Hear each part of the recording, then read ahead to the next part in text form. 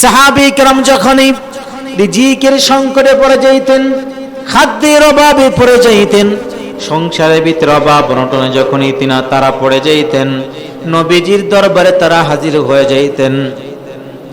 সাহাবী کرامদের মাঝে একজন সাহাবী নবীজির দরবারে এসে বললেন, ওগো পয়গম্বর, দুনিয়া যেন আমার থেকে পশ্চাৎ বরণ করেছে, আমার সংসারের ভিতরে অভাব অনটন ছাড়ছেই নাম, চতুর্দিকে বিপদ মুসিবত, এক বেলা খাইলে আরেক বেলা খেতে পারি না। নবীজির কাছে যখন সাহাবী অভিযোগ করলেন, অনুযোগ করলেন, নবীজি ওই সাহাবীকে নির্দেশ দিলেন, যাও নামাজে দাঁড়িয়ে যাও, নামাজ পড়ো, আল্লাহ পাক রব্বুল আলামিন রিজিকের ব্যবস্থা করে দিবেন। ওই সাহাবী নামাজে দাঁড়িয়ে যায়, 2 রাকাত নামাজ পড়ার পর ওই সাহাবী দেখে রিজিকের কোনো ব্যবস্থা হয় নাই। নবীজির কাছে আবারও শিকায়ত করলেন, অভিযোগ করলেন, ওগো নবী, নামাজ পড়েছি, রিজিকের ব্যবস্থা তো হয় নাই। নবীজি বললেন, যাও আবার গিয়া নামাজ আদায় করো। ওই সাহাবী আবারও নামাজে দাঁড়িয়ে যায়, আরো 2 রাকাত তিনি পড়লেন, আবার নবীর কাছে আসলেন, নবীজি বললেন, আবার যাও নামাজে দাঁড়িয়ে যাও, যতক্ষণ রিজিকের ব্যবস্থা না হয় ততক্ষণ তুমি নামাজের ভিতরে দাঁড়ায় থাকো। ওই সাহাবী নামাজ পড়লেন, 2 রাকাত, 4 রাকাত, 6 রাকাত, 8 রাকাত নামাজ পরিপূর্ণ করার পরে ওই সাহাবী বাসায় চলে যায়। বাসায় চলে যাওয়ার পর লক্ষ্য করে দেখে বাসার ভিতরে একটা পুরানো আটার চাক্কি, আটা পিষার জন্য একটা চাক্কি ছিল, ওই চাক্কিটা ঘুরতে শুরু করলো, আর ওই চাক্কির ভিতর থেকে আটা আসতে শুরু হয়ে যায়। সুবহানাল্লাহ। ওই পুরানো চাক্কি থেকে আটা আসতেছে, আর সে আটাগুলো তার বিভিন্ন পাত্রে বোঝাই করতেছে। ওই সাহাবীর মনে প্রশ্ন জাগলো, এই আটার উৎসটা কোথায় থেকে আসলো, কোথায় থেকে আসে দেখার দরকার। যখন দেখার জন্য উকি মেরে যখন দেখতে যায়, উৎসটা কোথায় থেকে ওই আটা আসতেছে, ওই উৎস তালাশির জন্য যখন উকি মারে আল্লাহ পাক রব্বুল আলামিন, আটা যখন উকি মারলো, সাথে সাথে আটা আসা বন্ধ হয়ে গেল। নবীজি দরবারে গিয়া সমস্ত ঘটনা সাহাবী খুলে বললেন, যে আমি যখন উকি মারলাম আটা আসা বন্ধ হয়ে যায়। নবীজি বললেন, ও সাহাবী,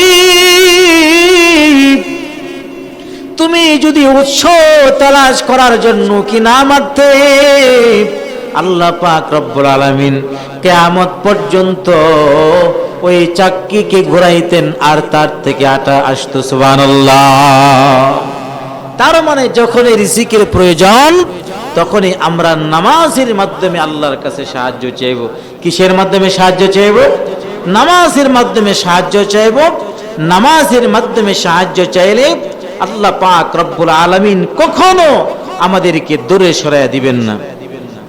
এজন্য নামাজ আমরা আদায় করব, তবে নামাজ আমরা জামাতের সাথে আদায় করব। জামাত আমরা কখনো তরক করব না, কারণ জামা যদি তরক করে, আল্লাহর পয়গম্বর সাল্লাল্লাহু আলাইহি সাল্লাম বলেন, প্রথমে নবীজি জামাতে, যারা নামাজের প্রতি জামাতের প্রতি গুরুত্ব দেয় না তাদের ব্যাপারে নবীজি কি বলেন দেখুন। আবু দাউদ শরীফের 549 নম্বর হাদিসের বর্ণনা, রাওয়ায়াতকারী হযরত আবু হুরায়রা রাদিয়াল্লাহু তাআলা আনহু, তিনি বলেন, লাকাদ হামামতু আন আমুরা ফিতিয়াতি ফায়াজমাউ লি হুজামান মিন হাতাবিন সুম্মা আতা কওমান ইউসাল্লুনা ফি বুয়ুতিহিম লাইসাত বিহিম ইল্লাতুন ফাউহাররিকুহা আলাইহিম। নবীজি বলেন, আমার মন চায় আমি যুবকদেরকে হুকুম করে দেই যে তোমরা এলাকায় ঢুকে যাও, যখন জামাত শুরু হয়ে যায়, মসজিদে যখন জামাত শুরু হয়ে যায়, যারা বিনা অজুহাতে, অর্থাৎ কোনো জরুরত নাই, কোনো সমস্যা নাই, এরপরও যারা ঘরের ভিতরে নামাজ আদায় করে, আমি তার ঘরের ভিতরে যেন আগুন জ্বালায়া দেই, আমি তাদের ঘরগুলো আগুন জ্বালায়া পোড়ায়া ফেলি। যারা নামাজ পড়ে না, নবীজি বলেন আমার মন চায় আমি তাদের ঘরগুলো জ্বালিয়ে দিই, পুড়িয়ে দিই। কারণ ওই ঘরের ভিতরে শিশু বাচ্চা আছে, যারা রোগী আছে, যার কারণে নবীজি বলেন আমি তাদের ঘরে আগুন জ্বালাই না, নতুবা আমার মন চাই তাদের ঘর আগুন দিয়ে পোড়ায় ফেলায়। যারা মসজিদে জামাত চলে, এই অবস্থায় মসজিদে হাজির না হয়ে ঘরের ভিতরে নামাজ আদায় করে। তাহলে আমরা মসজিদে নামাজ আদায় করব, জামাতের সাথে আমরা সালাত আদায় করব। নবীজি বলেন, মুসলিম শরীফের বর্ণনা 350 নম্বর হাদিসের বর্ণনা, সালাতুল জামাআতি আফদালু মিন সালাতিল ফারদি বি27 দারাজা। যারা একা একই নামাজ পড়ে, একা একই নামাজের তুলনায় জামাতের সাথে নামাজ আদায় করলে 27 গুণ বেশি সওয়াব পাওয়া যায়। 27 গুণ বেশি সওয়াব পাওয়া যায় একার চাইতে জামাতের সাথে নামাজ আদায় করলে। আর যারা 40 দিন জামাতের সাথে ধারাবাহিকভাবে সালাত আদায় করে, নবীজি বলেন আল্লাহ পাক রব্বুল আলামিন তাদেরকে 2টা পুরস্কার দান করবেন। 1 নম্বর পুরস্কার হলো জাহান্নামের লিস্টি থেকে তাদের নামটা কেটে দেওয়া হয়।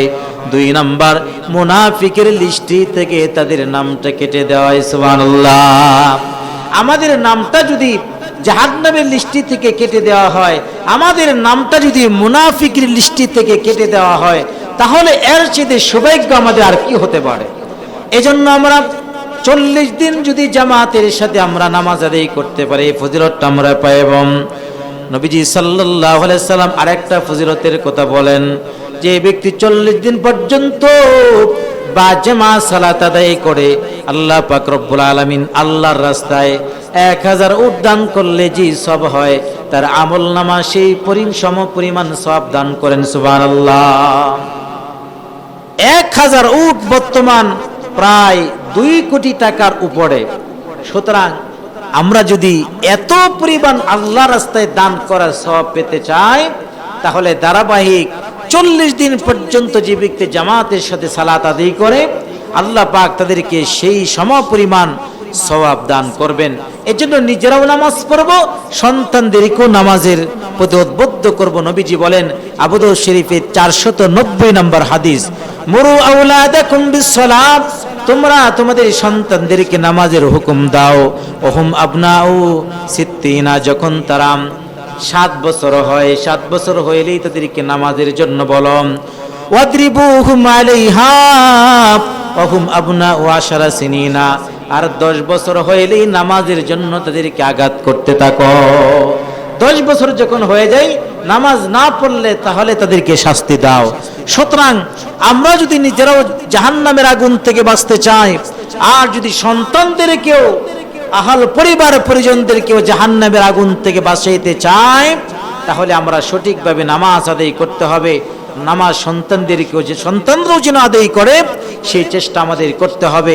নবীজি যখন ইন্তেকাল করেন, নবীজির বিদায় মুহূর্তেও তিনি নামাজ ছেড়ে দেয় নাই। নবীজির অবস্থা এমন, একবার তিনি বেহুশ হয়ে যায়, আর একবার হুশ, একবার বেহুশ আর একবার হুশ।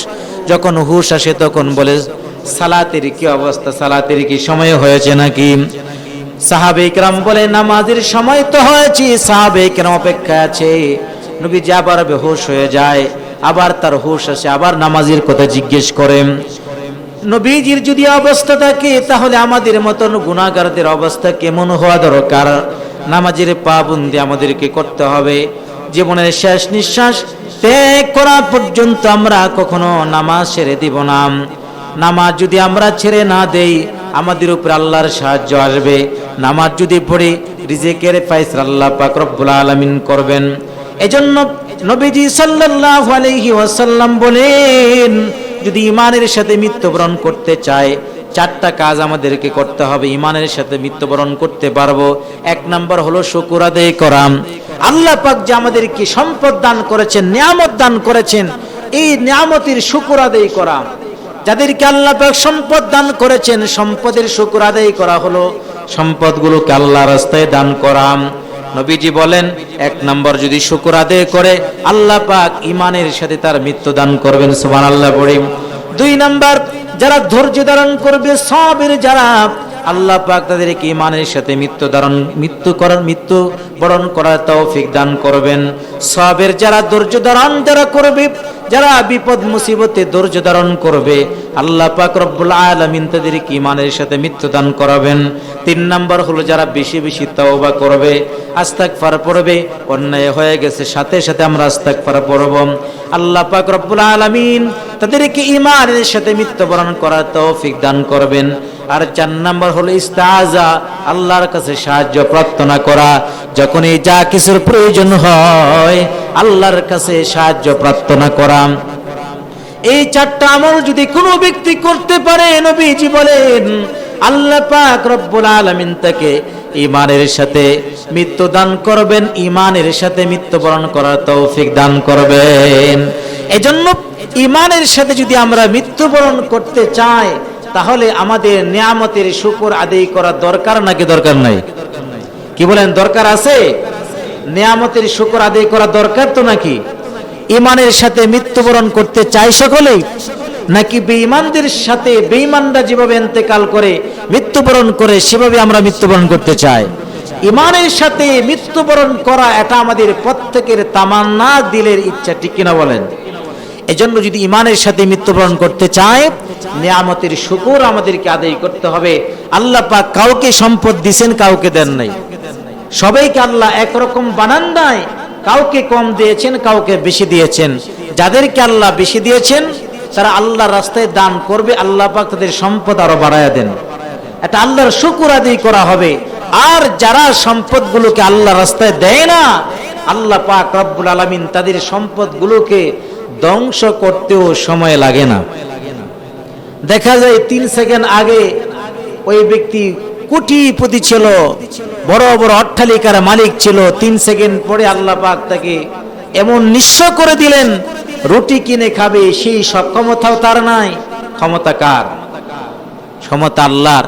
আল্লাহ কোটিপতিকে রাস্তার ভিখারি বানাইতে পারেন, আবার রাস্তার ভিখারিকে আল্লাহ পাক কোটি টাকার মালিক বানাতে পারেন। সেই ক্ষমতা আল্লাহর আছে না নাই? সুতরাং সেই আল্লাহ যদি সেই ক্ষমতাবান হয় আর আমরা যদি বিশ্বাস স্থাপনই করি, নবীজি বলেন কোরআনে কারীমের আয়াতের ভিতরে আছে, যারা আল্লাহর রাস্তায় আল্লাহর জন্য যারা 1 টাকা দান করে, আল্লাহ পাক ওয়াদা আল্লাহর তাকে 10 টাকা দিবেন। দুনিয়াতে আমরা ব্যবসা করলে দেখা যায় এই ব্যবসার ভিতরে সফল হতেও পারে, নাও হতে পারে, লাভ হতেও পারে, নাও হতে পারে, কিন্তু আল্লাহ পাক যে বলেছেন আমার রাস্তায় দাও, 1 টাকা দাও, 10 টাকা দিব, 10 গুণ আমি বাড়ায়া দিব, আল্লাহর কথা কি মিথ্যা হতে পারে? জোরে বলেন, মিথ্যা হতে পারে? এজন্য আল্লাহর রাস্তায় দান করব, নিয়ামতের শুকর আদায় করব। কেন? যেন আমরা ঈমান নিয়ে বাঁচতে চাই। আমার ব্যাংকের ভিতরে কোটি টাকা আছে,